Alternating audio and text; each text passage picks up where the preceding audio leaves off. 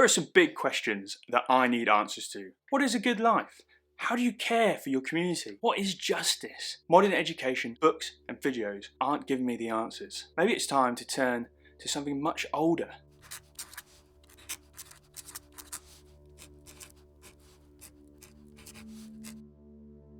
These are the great books of the Western world, a collection of works spanning 25 centuries, forming what many call the Great Conversation of Western thought.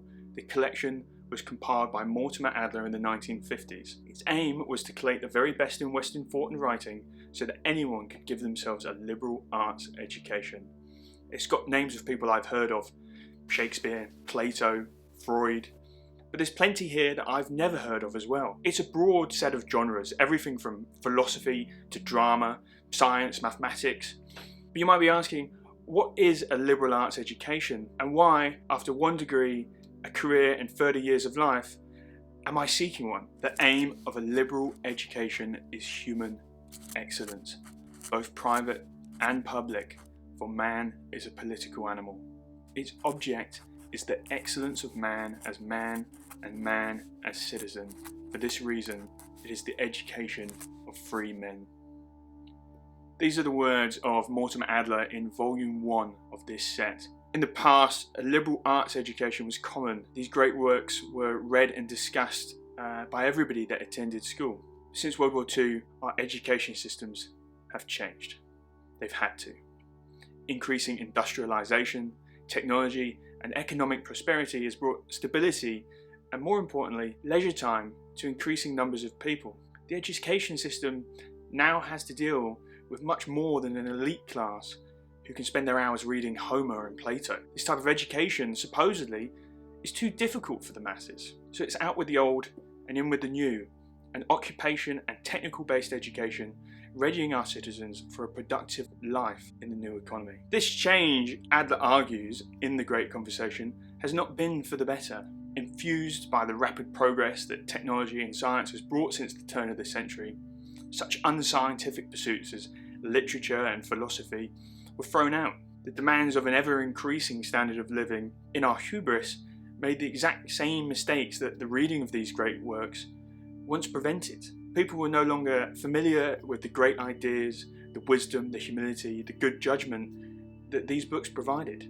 Adler holds that the knowledge bound in these books are not only available to an aristocratic elite, but that anyone can and should read them. By doing so, we can correct the slow but steady deterioration that Adler observed in his time. Work was becoming meaningless, destructive, and unsatisfying. Our communities isolated, polarized, and insular. We've embraced a new urban cosmopolitan way of being in the name of progress, oblivious that there could be other better options. Adler was writing 70 years ago, but he could have been writing today. And education isn't something that you do when you were young. It's meant to be a lifelong pursuit. And in fact, Adler thought that there was a great advantage to studying these books as adults. The great works demand maturity for them to be properly understood. They comment on the sort of issues that one only really understands when they've had a bit of life experience. I'm turning to these works because I share many of these concerns and I find my ability to answer them lacking. There's a book I'm reminded of by Toby Ord called The Precipice. He goes through one by one a list of existential challenges that humans collectively face. Climate change, nuclear war, artificial intelligence, things like that. Each one of these stands at what he calls a precipice. Tackle this challenge with great success and it could lead to new global human flourishing. But fail, it could cause widespread suffering or even extinction. It's probably worth thinking about, and I think that in these 54 volumes I might find some of the wisdom and some of the answers to answer these kind of questions. I've got a sense that there's something deeply wrong with the way that I and many other people are living their lives, and instead of just paying lip service to the idea that change is possible, I've decided to embody it. My goal and intention is to read and study all of the works in this set as Adler has described. It's obviously going to take a long time, and I've got no illusions to quite how much work it's going to take. But I think that this work is important and vital to making any further progress in my life. I want to be able to speak and argue well for what I believe, and moreover, I need to know exactly what it is that I believe. I'm tired of self-improvement and productivity culture. I need to get to the meat and potatoes.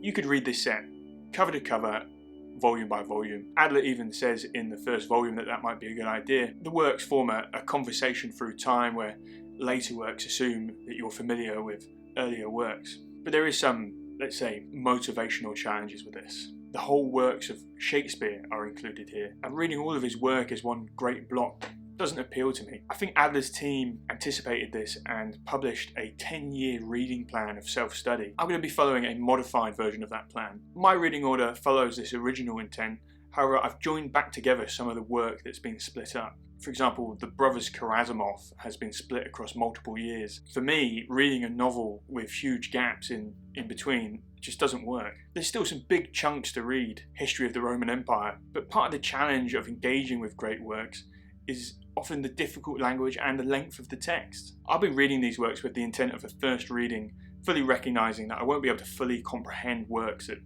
some people have spent a lifetime studying, but I'll be reading each one with at least the aim of being able to produce a video about it. My name's Harry Smith, this is Pages to Practice, and thank you very much for listening. There are links in the description below, all of the resources that I've mentioned, including the reading order that I'm going to be using. If you like this, then you might like some of my writing, which I publish for free on Substack. Next up, we're going to be starting with one of Plato's most famous works, which is the Apology.